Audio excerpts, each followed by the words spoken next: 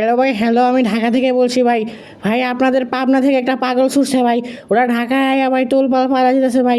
ভাই জলদি আয় ধরেন ভাই, হাওয়াগুলা টিকটকে ঢুকছে ভাই। হে গেস ওয়েলকাম ব্যাক অল্প কিছু সময়ের জন্য। তো কেমন আছো তোমরা? আশা করি তোমরা অনেক ভালো আছো। তো গাইস আজকে আমরা কথা বলতে চলেছি এই চোদনার পোলাকে নিয়ে। আই থিঙ্ক তোমরা তাকে চিনতে পারছো, আর না চেনাটাই স্বাভাবিক, কারণ এমন কোনো ভালো না যে তার চেনার প্রয়োজন আছে।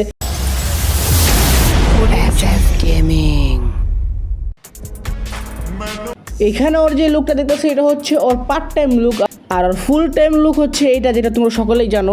এখন তোমরা বলতে পারো যে এই যোদ্ধার পোলায় যে পোলা হওয়ার পরে মায়ের মতো সেজে সোজা কথা হিজলা সেজে যে ভিডিওগুলো বানায়, তারপর কি তার ফ্যামিলি থেকে কিছু বলে না?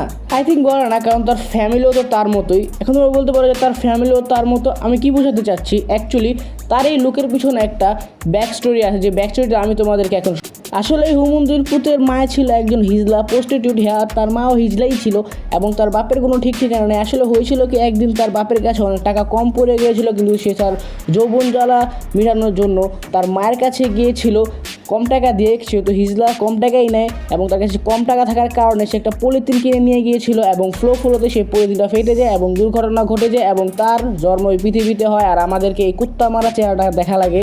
এখন সে যেহেতু একটি পতিতালয়ে জন্মগ্রহণ করেছিল, তাই তার মা তাকে নিজের কাছে রাখেনি, তাকে একটি এতিমখানায় দিয়ে আসে, এবং সে যখন বড় হয় এবং জানতে পারে যে তার মা একজন হিজলা ছিল এবং প্রস্টিটিউট ছিল, এটা শুনে সে অনেক মানসিকভাবে ধাক্কা খায় এবং তার মানসিক ভারসাম্য হারিয়ে ফেলে, এবং সে হয়ে যায় এরকম। তাকে পরবর্তীতে পাবনায় নিয়ে যাওয়া হয়েছিল, তবে সে পাবনা থেকে পালিয়ে চলে এসে পড়েছে এবং টিকটকের ভিতরে ঢুকে গিয়েছে।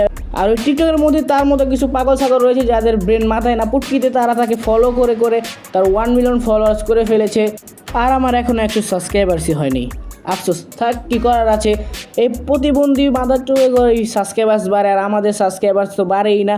তো আর কিছু বলার নেই তার ব্যাপারে, আর কিছু আমি বলতে চাচ্ছি না, কারণ যদি তার ব্যাপারে আর কিছু বলতে যে আমার মুখ নষ্ট হয়ে যাবে, আর আমি আমার মুখটাকে নষ্ট করতে চাচ্ছি না।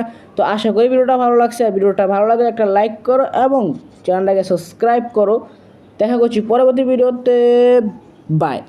উরি ভাই, আমি যে আপনাদেরকে বলছিলাম একটা শীট পাড়ানোর জন্য, আপনারা দিয়ে এখনও পাড়ান নাই ভাই।